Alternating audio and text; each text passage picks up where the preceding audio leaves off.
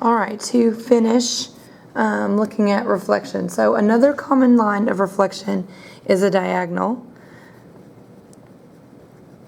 It's the diagonal line y equals x. Okay, the line y equals x is represented by a dashed line on when you're drawing it in. Okay, so what are the three ordered pairs of the pre-image of A, B, and C? So the pre-image is this one because it doesn't have the apostrophes. So the ordered pairs are 4, 2, 4, -1, and 8, -1. All right. The ordered pairs of the image, what happened after we reflected it, were 2, 4, -1, 4, and -1, 8. All right. So how are the values affected? They're switched.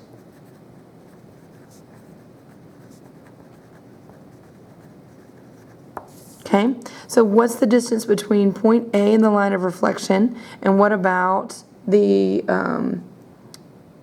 translated point? We're actually going to skip this one. The distance is exactly the same. This is actually, to find the distance between a point and a line involves quite a few steps that we're not going to take this time. So all you need to know is they're the same. The distance from this point to this point is exactly the same as the distance from here to here. All right, so when a point or a figure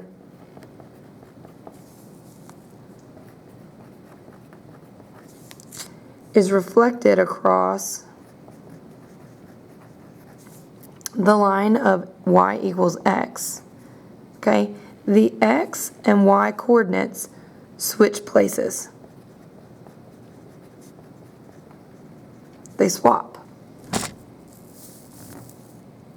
Okay, so the function for the reflection across the line y equals x is r of y equals x, the reflection across y equals x, starting with xy, is yx. They switch places.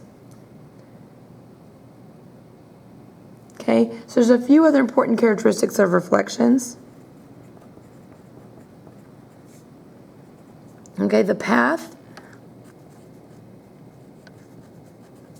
that the point takes across the line of reflection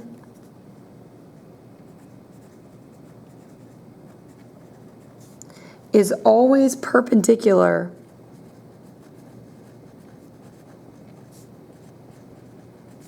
to the line of reflection. So remember, perpendicular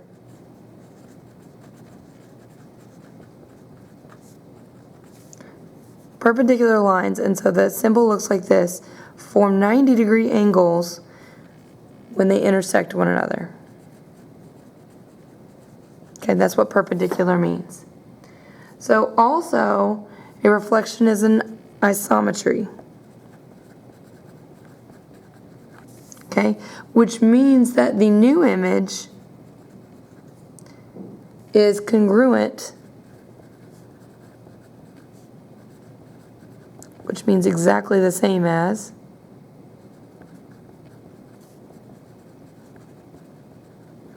to the pre-image. Okay, so nothing changes for it. Okay, so each point in the pre-image